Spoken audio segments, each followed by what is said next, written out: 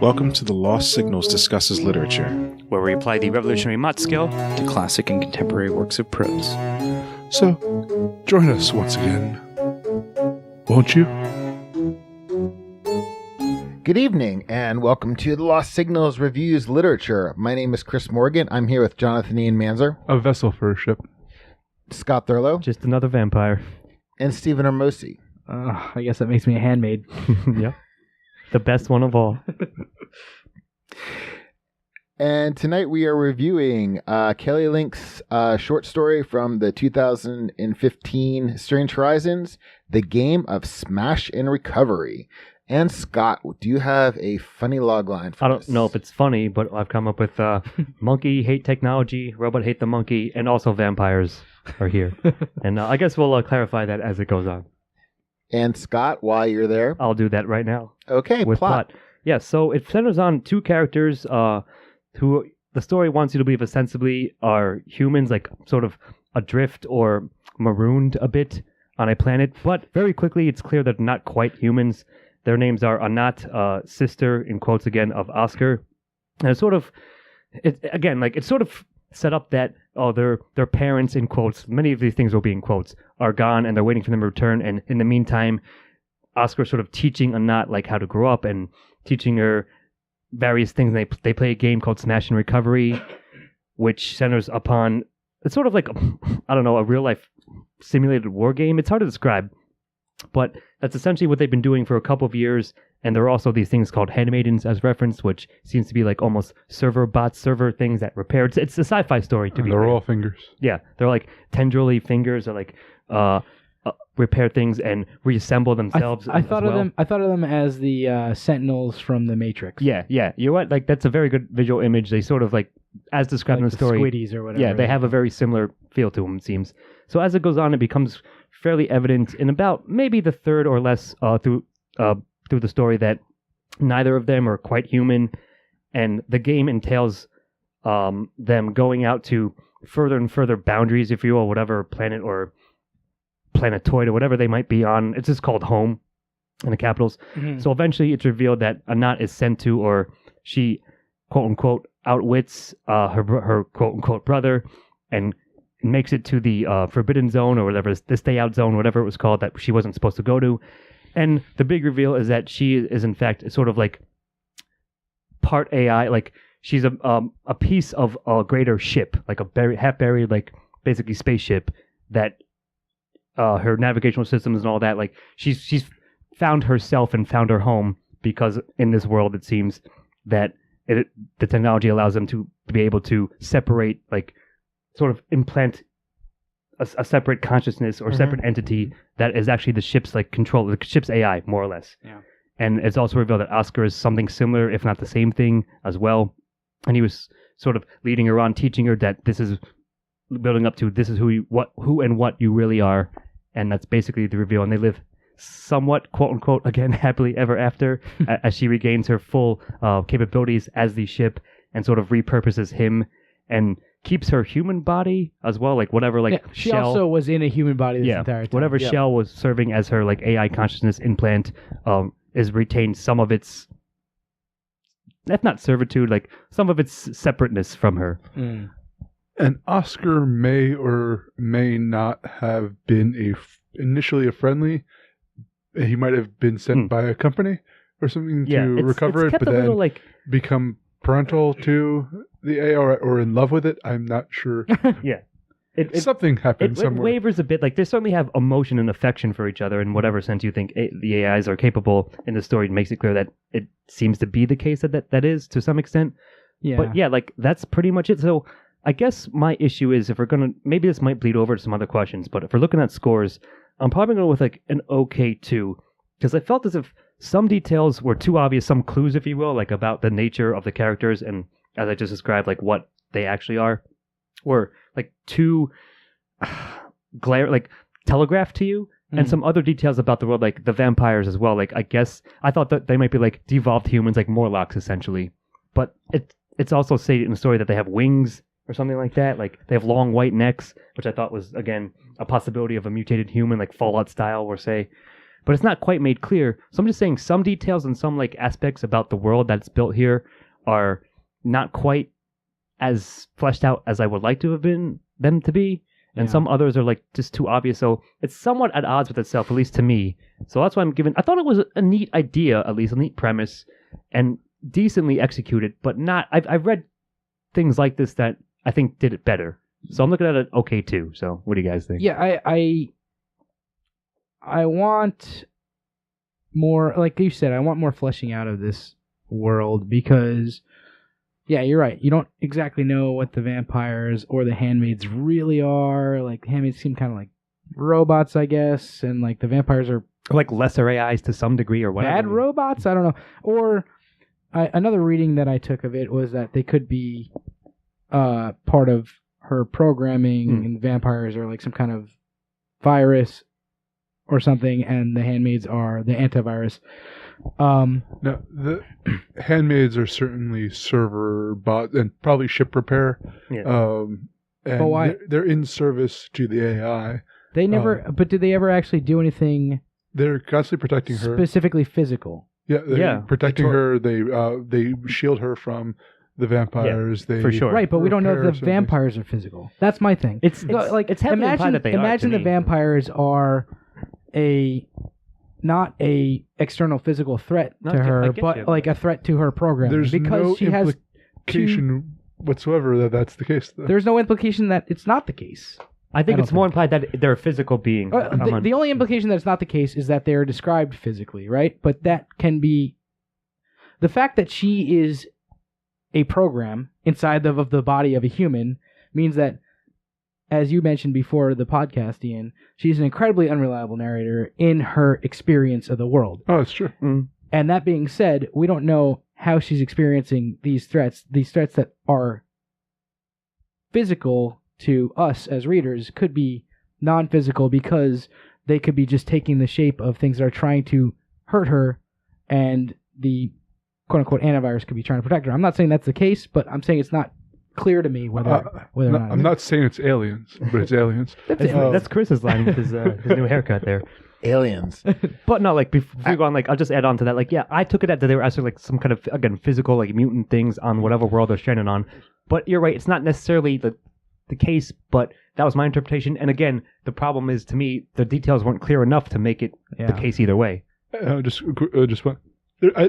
About a quarter of the way into this story, I thought she was a mutated human who was like isolated on this planet, and maybe was projecting vampires, and he's there playing Go and doing war games.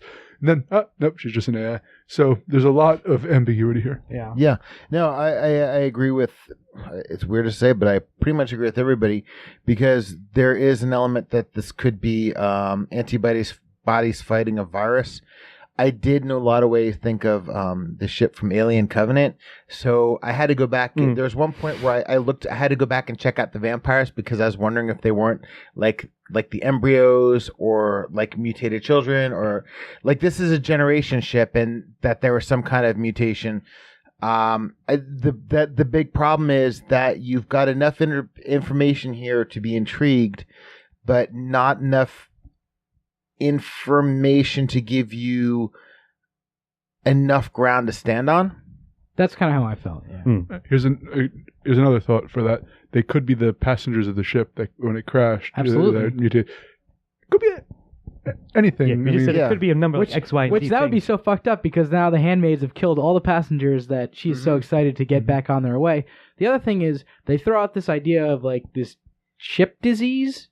That's going throughout the ship plague or going something. throughout It's the mentioned, universe, but they don't really say what it is, meaning that she could possibly have it and just not know it because she's the narrator, and if she had it, she might not know it. See, I took that was like AIs going rampant, if we will, like going insane, like other ships. But again, there's not enough there to say clearly for sure. That's kind of how I'm coming at it, and I'm going to give it a soft 2 for this. It's definitely not a 3. I don't even know. I wouldn't even give it like a strong 2. Yeah, like I because said, there's so many. There's so many 2. things that I want to know. Like, I'm giving it a 2 for sure because I want to know more, and that's the mark of like a good story, I think. But I want to know a lot more, and they don't give it. And the story doesn't give it to me. You know, like. So I'm gonna go with that. There's a lot of promise here. You're right.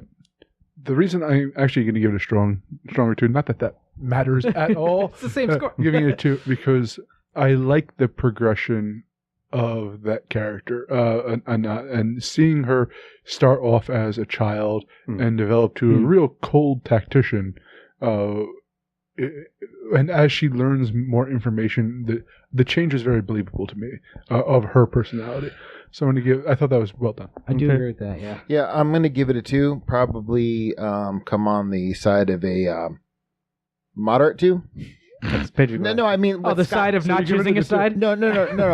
What Scott said is an okay 2. The only winning move is not to play. I mean, because, let's put it this way, I was hungry to keep reading it. I went back and skimmed it because I was invested enough in the story. If it did not invest me in that way, it would definitely be a 1. But as with what you said, it's like I agree with all 3 of you. So it brings me back to Scott's okay 2. I mean, it wasn't a deciding not to decide. It was definitely one of these things. Yeah, I'm going to give it a 2. I definitely can say in all certainty, it's definitely a 2. But here's the big issues with it is that it got me hungry enough to read it voraciously, but it also left me wanting more. Sure. And I'm not in a good way and in a bad way. Yeah, I guess my final thought is it would have been nice if this was a longer work or, again, a little bit more fleshed out, a little bit more clear on certain angles. But, again, it was perfectly fine for what it was, what the story Make actually trilogy was. out of it. Sure. Or maybe part of an anthology or something in a larger world is all. But, yeah. Okay, so it's 2s all around then. Think so. Okay, and Steve-O, would you like to talk about the themes? Sure. There is definitely a strong theme of identity in this. What not the main character is trying to figure out what she is the entire time, based around this game, and even so there a large portion of the beginning of it, she doesn't even know that she's really trying to figure out what she is and who she is, but there's always that searching, there's always that language that talks about trying to go out beyond her bounds, beyond what she's done before, throughout the whole thing, which I really like a lot. There is these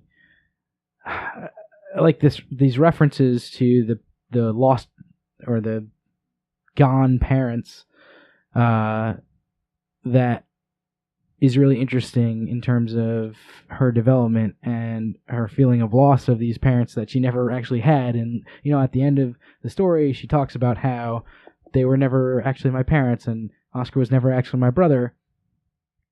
But this is programmed into her, or a learned behavior of,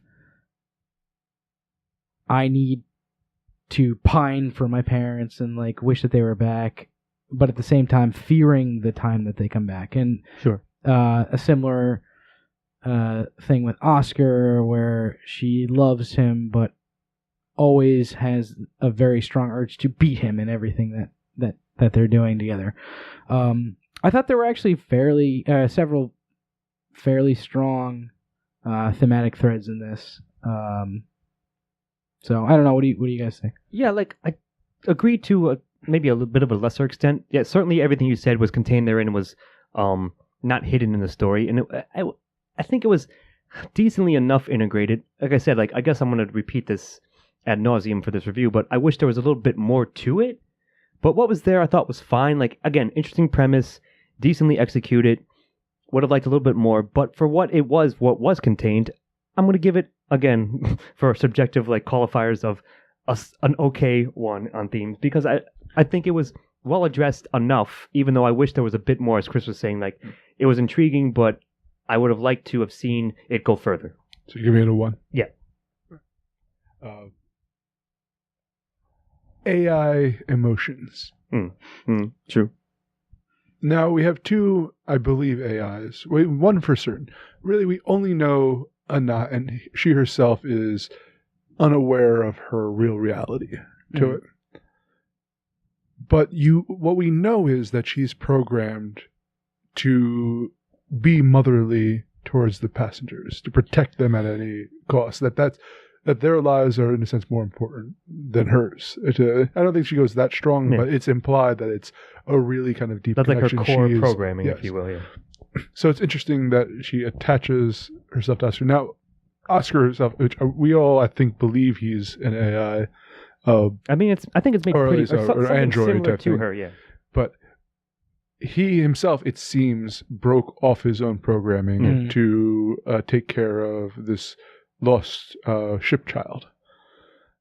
Or maybe that's what he was there for. It's implied maybe a little bit that was his original task, but then they both sort of went awry a bit from it. But when we don't know, because all we see is faulty information about him through the eyes of this little girl. I just think it's really everything you said about the parent thing and could be theoretically ways to establish empathy within an AI, and I think there's a lot of neat explorations of like what can we do to make a ship care about its passengers, make it feel alone and attached to an older brother figure, missing out on parents, and then realizing that it has the power itself, and thus it takes that responsibility seriously. That's a really neat idea. I don't know if they were going for that, but it sure seems to at least you can kind of emerge from there. So I think it's a fairly good one.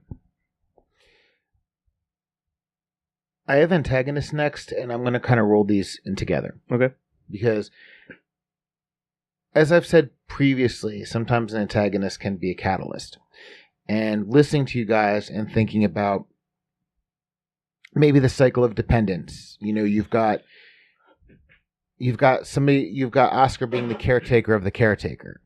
And what made me kind of think that Oscar, in a way, might be the catalyst, might be the antagonist in a lot of ways. He is trying to suppress yet encourage her growth. Like when they're talking about playing the game, they played it 18 times. He won the first 4 times. She's won ever since. It's like he's teaching her, knowing that the day is going to come when she's going to realize who she is.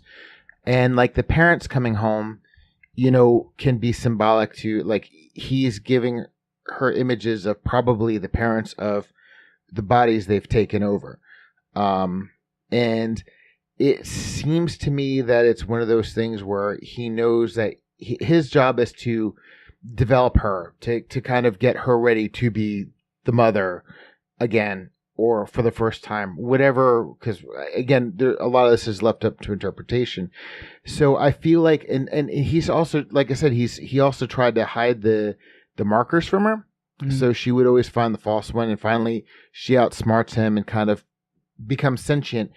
So because I do see this kind of cyclodependence, there is definitely kind of that, as somebody who's not a parent, but who is an older brother, that wanting to shelter and wanting to see somebody, you know, become everything they can be. So I'm going to give both a 1, because I'm going to consider, I kind of consider, funny enough, Oscar to be the avatar for the theme. The way I see it is, if you kind of look at this in terms of growth and dependence, I feel that he is the catalyst, and he's also the antagonist because he is simultaneously trying to help and hinder her. It's actually an interesting point, if I might, that you just reminded me of, is kind of this idea, especially in, I feel like this happens a lot in sci-fi that I read. I don't know why specifically, but the teacher as cheating in order to teach. And the one thing that comes to mind immediately is Ender's Game, just because that was one of the formative books that I read when I was a kid. Or Scott Card being an asshole notwithstanding.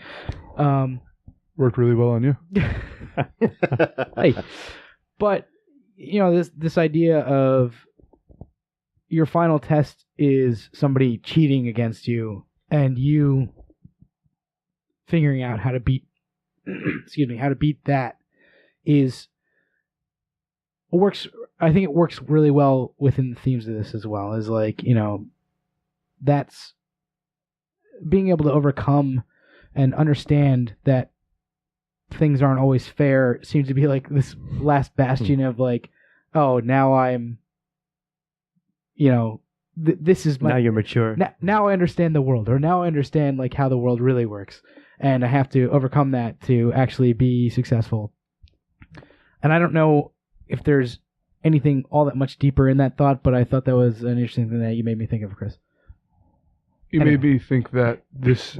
I like the idea that this might not actually be a maroon situation. That this might be a first time. This is just like a test run. It's a Westworld in a way, a vampire world. And I didn't think it. And it's them growing an AI through this. And I'm going to pretend that's the point of the story because I like that a lot. Yeah. Sure. Well, there's certainly room for interpretation, as we said. But, I mean... So I'm just real quick. We're all ones on themes. I guess we're on to Antagonist now because it's Chris. He rolled over to Antagonist. The reason I couldn't explain the themes without getting into why, that was my whole... Okay. I did that for me to explain the themes. That's all. Good. I mean, I get you all, but how much... Like, this one I was wavering a bit on, because they're certainly antagonized by something, but, like, what is it? Like you said, is it themselves? Is it trying to, like, achieve full AI consciousness, if you will, like, via whatever mechanisms were in place beforehand, or via Oscar, like, sort of teaching the secondary AI, which then becomes greater than him, if you will. So I don't know, man, like, is it the vampires who, like, are, again, sort of just a rough outline of some vague force that's against them? As we said, they might be organic, or they might be, like, virus, whatever. It's open. May I address the vampires for a moment?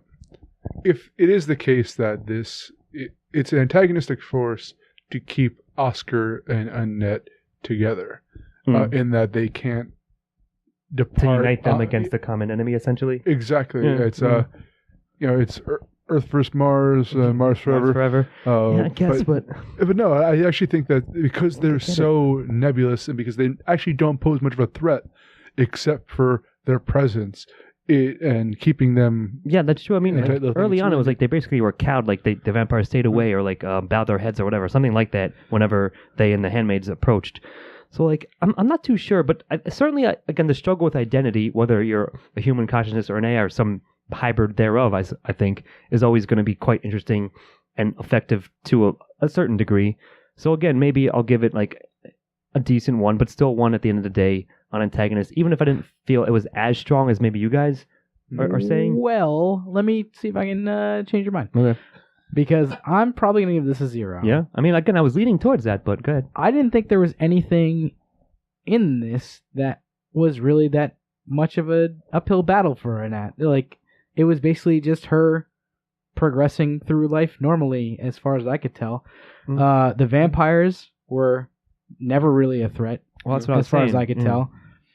The only real antagonist to this was her own unwillingness to go into the no-go Stay zone out or whatever of it's called. zone or whatever. To go to the center of the maze. She was hesitant to do that. And it didn't. She didn't really stumble. Like the Westworld stuff. She didn't really stumble at all for a moment going in there once she had made up her mind to do it. And like it doesn't make this a bad story to me, but I'm gonna give it a fairly strong 0. She like thought about going a lot. She's like, I've been hesitating, but then as soon as she made up her mind, boom, she was there. Didn't cause her any problems to go. Like there was nothing that tried to keep her out. Oscar couldn't keep up with her at that point. He never posed a threat as from the time that this story started. Maybe we started the story right from when they were marooned or whatever. Oscar might have been a better antagonist. He was an earlier gen AI because he could actually beat her at things. But she says that early in the story that she is very competitive, except for there's nothing for her to compete against in this other than herself. She is head and shoulders above and better than anything that comes against her in this story. And therefore, I can't give Antagonist a 1. That is an interesting point, because like I said, I was initially leaning towards a 0, and Chris, you guys made some decent points, like given what we had said about the nebulous possible details previously. But I do like that, Steve-O, so you might have flipped me. Does anybody have any final arguments one way or another? When Steve-O started, I began to prepare to shit on him for the 0, but then I'm like, it's a pretty good point. Yeah. Well, I appreciate you listening to the rest instead of just going into your own mind and just the second you opened your mouth, he was like, "Fuck off." But no, I think I'm going to revert or flip back to my initial impression of a 0 for Antag on this one. I agree. Chris, you sticking with the 1? That's a really good thing. No, I think you guys switched me. Mm-hmm. Good credit. Good smash and recovery. Good smash and recovery. Go on. Thank you. Okay, so Ian, tell us about the protagonist. I think we talked quite a bit about. I think Steve-O just kind of did it. Yeah. Yeah. So are we crediting Oscar, Annette, or both? Annette. No, just Oscar is certainly a secondary player at this point. If an ineffectual antagonist. The thing is, because you get to see the progression of her, as I mentioned earlier, I was very intrigued, and that's what kept me reading through the story, is to see her grow. And weirdly, not as a human, but as an AI. Right. And I thought it was actually pretty well done, even if it was a bit alien. And a number of the ways they did it, which made it obscure at times. But overall, I thought it was a well-developed... I think it was a very realistic depiction of an AI trapped in a girl's body. Sure. No, I think you're right that both of you, that certainly it's a not, and yes, she definitely has an arc, or she it the ship, if you will. It refers to it as at the end. That was the identity that the consciousness has come to grow into, if you will, and identify itself as. And yeah, you're right. Like, while maybe I'll just stick with she for now. She was able to overcome whatever adversity was there fairly easily. It was still an interesting character, interesting setup, interesting premise, and like I said, there were levels, and as you said, her maturation and her growth into that role, I thought was interesting. Even if some of the details, were still a little bit blurry, but I enjoyed the character from human AI cyber to full-on ship navigational AI. So I'll give it credit on there and give it a 1. Yeah, I really enjoy her development, which makes her a 1 in my book. I do give slight ticks off, I guess, because she didn't really face a ton of adversity. But it was still an interesting character. But I really liked watching her change from the beginning of the story to the end of the story, and I think that's the sign of a really well-developed character. And I think that Kelly Link, the author, does a really good job of taking this character from a place of relative, even though the Annette is already is very much better than everything else around her at the beginning of the story, she doesn't yet quite realize her it. Potential, yeah. And from taking her from that to her full potential, as you said, is a really great turn in the story. I really like it.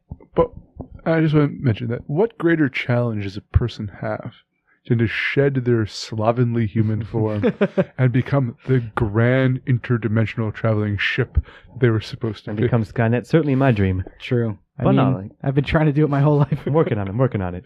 I'm playing the game with Smash and Recovery outside of this podcast. But no, I think we're all given a fairly strong 1, and I think deservedly so. Yeah. Okay, Scott, want to talk about the secondary characters? So again, you guys just sort of touch on it. I guess Oscar is the most important one. He seems to be sort of a mentor trainer role, as we laid out. And again, the more we talk about it, and the more I flip through as we were talking, that he's almost like a first generation AI trainer. It seems like he serves that purpose and is trying to get her to realize what and who she actually is, and then she takes over in the one of you said the motherly role almost by the end of the story. So I think he was while not as again fleshed out or developed as Anat was, I still think he's an important character and was fleshed out to a degree, certainly more than say the vampires and the Handmaidens, which are more sort of just not plot devices per se, but more of them than actual characters. I don't think the vampires are plot devices. Like they're just sort of without question. They're incidental. I get if you it, took them out of the story, it wouldn't change all much. You're right. Like I do agree with that. But if you take them out of the story, the handmaids have no reason to exist. No, I think that actually, I think that the handmaids are an interesting representation of Anat's growing awareness of herself, because maybe I'm misreading it, but I feel that they, in a sense, became more complex as she developed. Yeah, but I'll say this. So like she mentioned several times in the story that nothing is hers except for Oscar. So the handmaids are her parents and by proxy Oscar's. Like the vampires belong to themselves or whatever she says. Like, all these things belong to her parent. The bucket belongs to her parents, which is the place where they sleep, I guess, or whatever. The only thing that's hers is Oscar, and then that kind of gets flipped when she realizes what she actually is. So the handmaids do have an important part insofar as I think like kind of the story of how they protected her, like formed this shield around her so that she could come to the realization that she was as big as she was and important as she was. But I think that really to me the only real supporting, if we're going to call it, character is Oscar, who is great. I think a great character and has his own amazing arc, and just like in the exact opposite way of Anat, where like she becomes more, I don't know. She gains more agency as the story goes on. He gains less agency as the story goes on. That's true. Absolutely, which is really cool. Like a really cool like reverse bell curve that you get to see throughout the story. So I really like him in terms of this, and I'm going to give him a strong 1. No, I like that. Given that there aren't that many, I think that was a very strong point about the character of Oscar, and I will give it a 1 as well. It's really funny because when I was considering Oscar the antagonist, I was going to give secondary a 0. And listen to you guys, he definitely fits better into secondary. But I wanted to, because I'm not going to really disagree with anything, I wanted to bring back the vampires being a plot device in that the vampires could be anything. They've been given the name vampires, but they're a plot device again insofar, I think, was to give the handmaids something to do, essentially. No, but seriously, so the thing is, I think she called them vampires maybe because of their appearance, but seriously, they could have been anything. I mean, they could have been... What was their appearance? Well, they did say they had long necks and they had wings at the end for sure. They were like flapping across the sky. But what Oh, Jesus Christ, they're terrified. They're Canadian geese. The worst monsters of all. But that's my whole point. They could be anything that is a perceived threat. Sure. So in other words... May I just jump in quickly? Because that's, I think, actually a brilliant point, because in a way, they're the monster in the closet or in the bed. Yeah. They pose actually no threat whatsoever. Yeah, and that's made clear pretty early on. She has to grow... To grow up, she has to realize that she can conquer these childish fears. Mm-hmm. That's actually great. Like the monster under the bed, the monster in the closet. Yeah, I love that. Yeah. Canadian geese. Very nice. Yeah, outside your the door. goose from Canada. Yeah. Whatever it is. Roast it, give it a little orange sauce. They're great. Sure, but no, I like that, and I'm going to give a secondary 1. Yep. I think we all were. They will inherit the earth, Chris. After we're gone. The geese will inherit the earth. Blessed are the geese. All right. Steve-O, want to talk about dialogue? Sure. Is there? There wasn't much.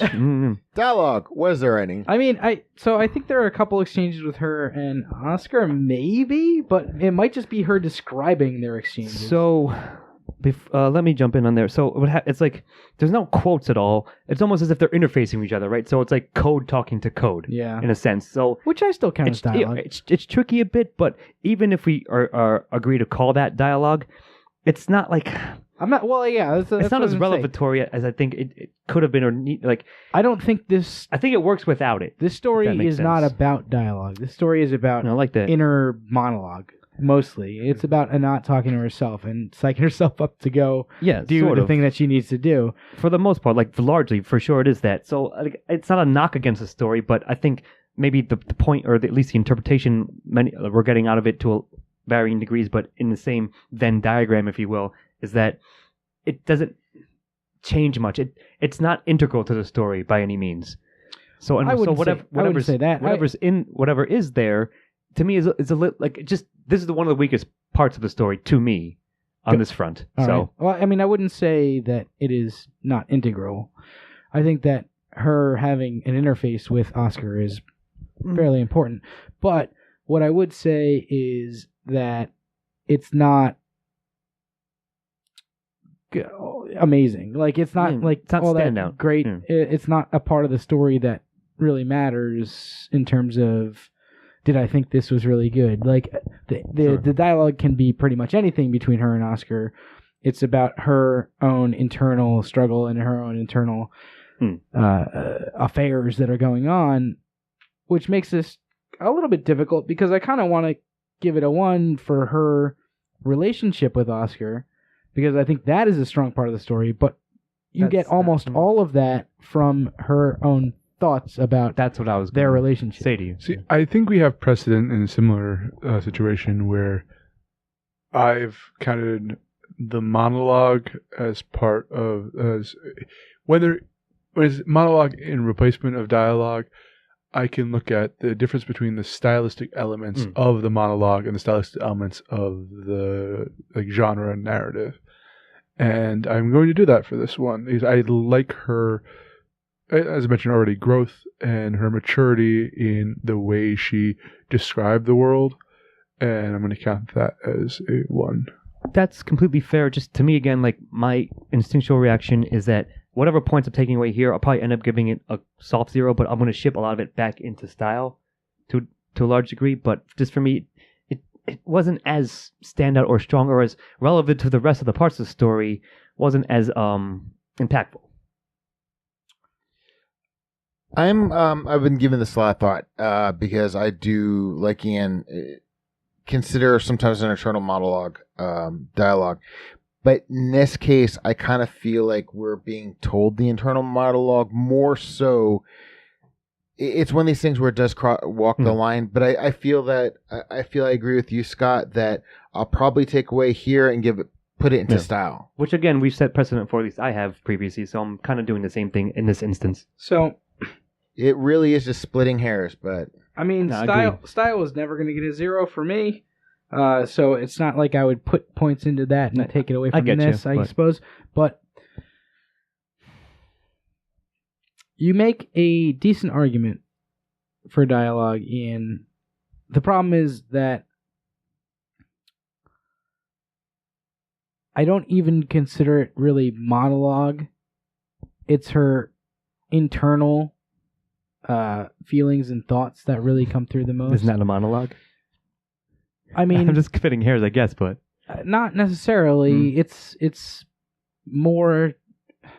So it's not like I don't know. I don't know the exact right way to phrase this right now, and I could spend a long time trying to do it, but I'm going to try and not do that for all of your sakes and all of your sakes. Thank you. But I think that I have to start on a 0 just because it's not quite I really like what's going on internally with Anat, but it's not it's her own battle with herself. It's not necessarily the conversations she's having with herself. No, I mean but it's not even conversations. If she was like, oh well, I need to do this, but here's why I can't do that, then I get you. Good. Yeah, it's more of like her just constant dialogue dump. Not dialogue dump. Thought process dump to herself. You know you want to give it a 1. I do want to give it a 1, and I'm trying to convince myself to do it, but I think I'm going to talk myself out of it. But here's the thing: is you keep accidentally, or subconsciously throwing in the correct wording there. It's just that, but I'm subconsciously throwing in the wrong wording because it's not a dialogue. It's not even really a monologue. I don't your think. Subconscious is at war with your conscious choice of giving it 2 score, it seems. But at the end of the day, have you decided? Yeah, I'm gonna. I have to give it a 0. I'm sorry. Okay. I'm sorry. I really wanted to give it a 1. Apologize to me, I man. was trying to talk myself into it. But all right. I thought you were just trying to talk yourself out of it. I was trying to talk myself into both. Now he's in an infinite loop. Okay, so then it's to me with style, which I found to be very interesting, and I think a lot of our conversation here stems from the fact it stems from the way it is actually written, her style, and this is one of the things because me giving dialogue 0 was not a slight on the story. Yeah, that's what I said. No, too. but that's why I agree with you. But hold on a second. But I feel that the way it's written, I kind of feel that there's so much that's like I was kind of having a hard time, like from the perspective of the way things were going. Like, really, I felt like tonally, it was just a shift between the narrator, whether it was first person, whether it was third person. I was having everything kind of seemed a little nebulous to me, and kind of well, that's what we said was true of like the story in general. Yeah, but that's why dialogue for me was really hard to talk about, and I think style is even actually harder, because the more I talk, the more I realize I can't really put my finger on what it is. But I feel like that everything contributes to the story. I don't really feel that there's much delineation between the internal monologue, the dialogue, the descriptions. Everything kind of seems to be one and the same. Maybe that's me. Maybe that's just my shitty way of reading. Mm-hmm. You know. Well, I'll pass along to you guys. Okay. Well, first of all, Stephen, the words we were looking for in the discussion of the monologue versus dialogue was really the stylometrics of the heteroglossia. Oh, Jesus. Obviously. Look out for that episode. It's coming out soon. Which we will discuss at length in a different episode. But so I already said that I felt her inner train of thoughts were part of the dialogue, so I want to talk about the science fiction genre and what she's built here. It's so open interpretation, especially certain things like, let's say, the vampires, which could represent so many things, or they could represent nothing at all. Just like vampires in general in our culture. Sure. But we also have like the Handmaids are, I think, such a fascinating science fiction convention, especially as you grow an understanding of what they are and what their relationship is to Anat through the entire aspect, and the fact that this could all be a training session for an AI, or it could be two robots marooned in it's a mysterious world that's built with very few answers. And while we deducted points for plot, I think that the world they built is like a mist that you're walking through, filled with geese. Of course, always. Yeah. But no, like that's really funny because like that's basically what I can say. Whatever points I deducted in plot because of the details that I was unsatisfied with filled out, I think the style still was quite nice and did its job throughout, especially as you said, within the genre of sci-fi, like speculative sci-fi, more or less. So yeah, I cannot fault the style, but I wish there was a bit more of it, but that probably is a mark for style because it got me intrigued into the world. I just wish I could take like more of a peek, if you will, behind the curtain. But what was there was very nicely composed, so I will give it a 1. Yeah, I'll mention the one thing that I guess has been maybe briefly danced around but not specifically mentioned is like the jargon in this is really like not too heavy-handed, but also it's shrouded in this like mysterious, like you don't really know what any of these give things credit terms when it really does mean. And I like that in sci-fi. You know, like that's going back to like William Gibson neuromancer type shit, and like I like that type of style. And the world building is good. You get a feel for kind of your surroundings, even if you don't exactly know like what the hell is going on. It's like you can see in front of you, but you don't know what the fuck is happening in a wider scope, and you like slowly learn more. And the reason that plot gets it too is because I want this like shroud to continue to lift, and it just like kind of cuts off after a while.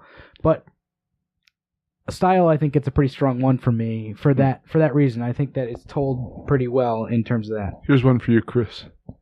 It's like catching halfway through an episode of Doctor Who, but it's the second part of like a two-parter. So I'm like, you have some idea. I recognize some of the things. That's really fucking good. Actually, I like it. Actually, I'm going to go back and give dialogue a 1. And I'll tell you why. Because you guys... No. Bitch. No, fuck you. No, seriously. Right. And I'm not... No, seriously. Before you all right. Seriously. I was...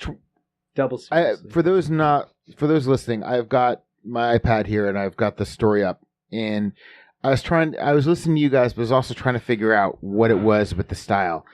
And there's two things I wanted to comment on. Number one, I do like the fact that because there's not a lot of exposition, because if this is between two AI or whatever, everybody's in the know. So if you're given the perspective of the story, there's no need to go into what everything is because they should know it. Mm-hmm. It's got to be talked about matter-of-factly. But then when it comes to dialogue, I realized what kind of broke the thing for me was was the pleading they had at the end. Like, why are you see it? I'm laughing because I want, like, everybody's watching this. Like, just put the glasses on, Professor, and read us whatever you're gonna read. No, I was watching this thing, where she's coming into being, and what have you done to me? I'm sorry. He is weeping. You can't leave home. I've made it so you can't leave home. I have to go. They're coming. I can't let you leave. It's this to me, this section right here, this dialogue is to me the emotion. This is the denouement. This moment in time is where everything changes, and it is dialogue. Mm. And even, it may not be a lot, but to me, looking at it, trying to listen to you guys and parse together my own thoughts. I saw this dialogue and I realized this is the point in the time where she's in effect leaving the nest. She is coming into being, and this is when he's losing agency and she's gaining agency. Can I read off a point that I can see from there? Yeah, please do. So she goes, tell me what to do. And she thinks, is she a child to ask this? He goes, you know what you have to do, he says, and not. And I think that kind of that building of his conflicting emotions as this program and her growing up, as you were saying, fantastic. Yeah, I said, feel like that conflict there. Because it was because of that scene, because without that dialogue, that held the story together. So it was not because it kind of is a Deus Machina, but it was looking back on it, trying to parse like the narrative, the internal monologue of this thing. It really does. There is this conversation that definitely makes everything gel, and I have to give now. Dialogue gets a 1. All right. A very strong 1, in fact. Doesn't sway me, but 1 it is for good Chris. on you for convincing yourself. Yeah. So that's 4 1s in style. Yes. Okay. I think so. And Professor Manzer, would you like to let us know if you recommend this or not? Yeah, I think it's pretty decent. It's a good read. I like the flow of it, if anything, and I've read many worse stories than this. I've read better, but... It's funny because that's what I was going to say. But yeah, I mean, I'm not going to recommend it. I am going to. Yeah, I'm giving it a 1. It's solid enough, and it's probably short enough. You can get through it like maybe 20 minutes or less. And yeah, we found this sort of on a list of stuff that we sort of randomly chose from, and it was pretty enjoyable when I did read it. Well, I remember it, maybe not all that clearly after this, but while I was reading it, I was fairly riveted. So, Yep, read it. It's a good short story. It's not too long. It'll be a good use of 25 minutes. Sure. I recommend it, and I recommend you recommend it to somebody because it's if you haven't. I've enjoyed our conversation. Not to pat ourselves on the back, but I'm patting ourselves on the back. I'm always the best. Yay. We're the best always. No, but I do recommend it. It is frustrating, but it is also a really good conversation piece, so to speak. Yeah. So, for your reading groups. Yeah, very good. Short story reading groups. Excellent. Sure. Good call. Unless anybody has anything else to say, my my friends. All right. Well, thank you for joining us. I have been Chris Morgan, and I'm here with Jonathan Ian Manzer. Hold on. Should we say what the score was? Oh, shit. Yeah, that's right. I'm sorry. His AI is malfunctioning. I am malfunctioning. I apologize. What's a breakdown? I believe that we gave it 3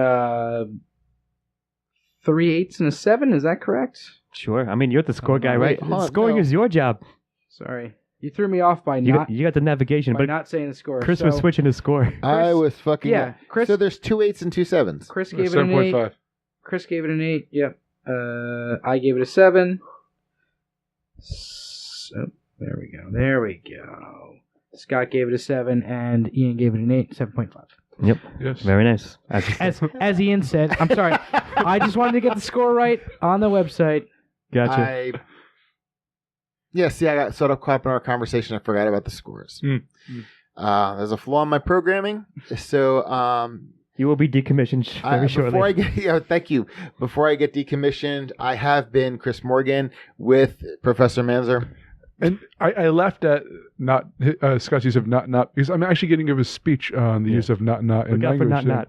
Hence Chris's use of Professor Manzer. Also a professor. Also the professorship. Indeed.